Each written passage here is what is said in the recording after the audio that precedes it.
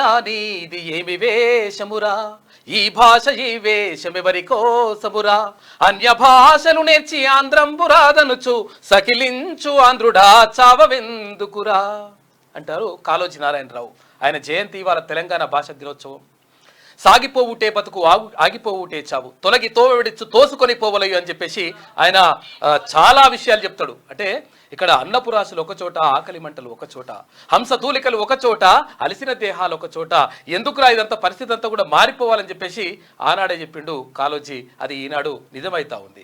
ఈనాడికి ఏం కాలే ఉన్నది ఇంకా నడుస్తుంది. ఇంకా ఇది అది నా గొడవ పేరుతోటి ఆయన గొడవ. అంటే ఆయన గొడవ అంతా కూడా ప్రజల గొడవ. ఆయన గొడవ ఏం కాదు, ప్రజల గొడవ. సమాజం కోసం, తెలంగాణ కోసం ఎన్నో రాతలు రాసిండు, ఎంతో కొట్లాట చేసిండు. ఆయన్నే కాళోజీ నారాయణరావు గారి జయంతి సందర్భంగా ఇవాళ తెలంగాణ భాషా దినోత్సవం. రైట్. నేను రాసినటువంటి ఒక పాటలో కూడా కాళోజీ మాటను చేర్చడం జరిగింది. నేను రాసినటువంటి ఆ పాటలో ఒకసారి మీకు చూపిస్తా. కాళోజీ గారి పదాన్ని చేర్చిన అంటే కాళోజీ కాలం వచ్చిన టైం వచ్చినప్పుడు ఏదో చేయాలంట. కాలంబు రాగానే కాటేసి తీరాలే. ఇది తెలంగాణ రాష్ట్రం వచ్చిన తర్వాత 7 సంవత్సరాల క్రితం నేను రాసినటువంటి పాట. అందులో కాలంబు రాగానే కాటేసి తీరాలి. కాళోజీ చెప్పిన ఆ కాలము రాలేదా, ఇంకా కాటు వేసే వేటగాడు, కాటు వేసేటువంటి వేటగాడు నువ్వై రాలేవా అని చెప్పి నేను రాసినటువంటి ఈ పాట. అది తెలంగాణ రాష్ట్రం ఏర్పడిన తర్వాత అందులో ఒక కీలకమైనటువంటి పదాలు రాసిన. గెట్టు తెలంగాణ చూసి పట్టు ఇడిచి పెడితే పట్టాభిషేకాలు ఏమైనా పరుగునొస్తాయారా, జట్టు కట్టి ఊరూరున జంగు నడిపితే ఈ రాజ్యం నీ కాళ్ళతోని రాజీ పడదా అని బీసీలను దృష్టిలో పెట్టుకొని రాసినది. ఆ రోజు 7 సంవత్సరాల క్రితం రాసిన ఆ పాట. టైం వచ్చినప్పుడే కాటేయాలని చెప్పి కాళోజీ చెప్పిండు. అందులో ఉచ్చరించినవి కూడా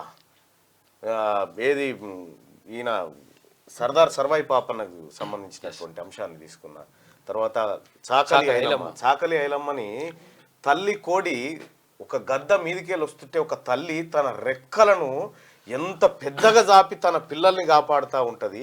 అంటే చాకలి ఐలమ్మ ఈ సమాజాన్ని కాపాడడంలో తల్లి కోడి రెక్క విడుపు చప్పుడైన ఐలమ్మ గడి గద్దల తరిమె పోరు గుర్తుకు రాలేదా అని చెప్పిన. ఒకవేళ కుమ్రంబింగ్ కనుక నాకేందని అనుకుంటే గూడెం గుండెల చప్పుడు, ఆయన గూడెం గుండెల చప్పుడు నాకేంటని అనుకుంటే జల్ జమీను జంగల్లా జంగులు వదిలేవా అని చెప్పి ఆ పాట రాసుకొచ్చిన. బహుశా ఆ పాట చాలా మందికి తెలియదు నేను రాసినటువంటి పాట, కానీ ఆ రోజే రాసినటువంటి పాట అది. దాంట్లో అంటే వాస్తవానికి నాకు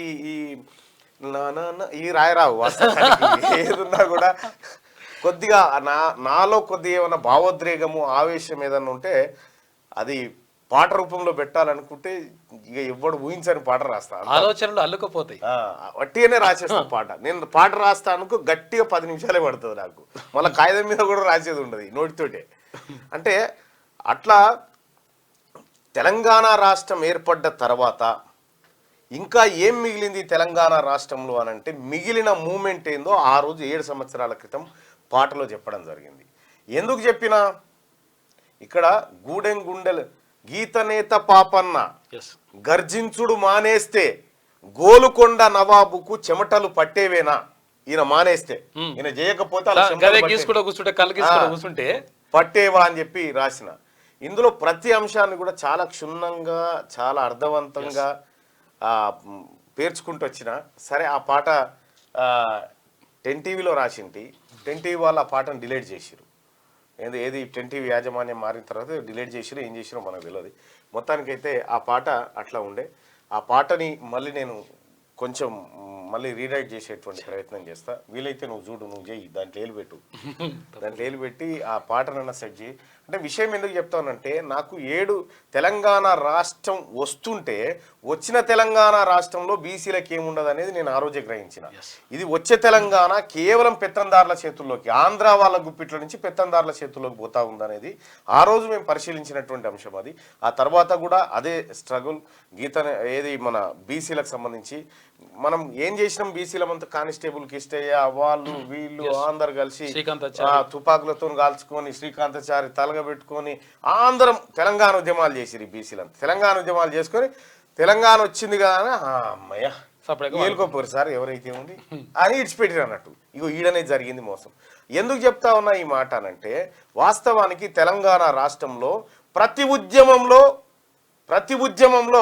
సమిధలుగా మారేది ఎక్కువ శాతం ఎస్సీ బీసీ